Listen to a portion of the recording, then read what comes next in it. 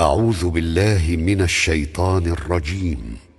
بسم الله الرحمن الرحيم. يا أيها الذين آمنوا لا تلهكم أموالكم ولا أولادكم عن ذكر الله ومن يفعل ذلك فأولئك هم الخاسرون.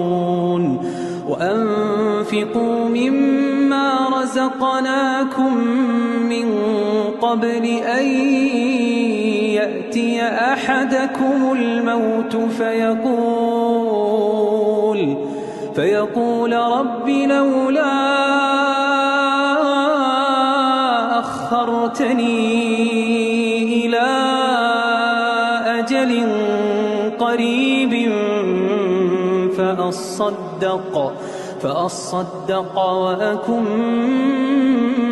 من الصالحين. ولن يؤخر الله نفسا إذا جاء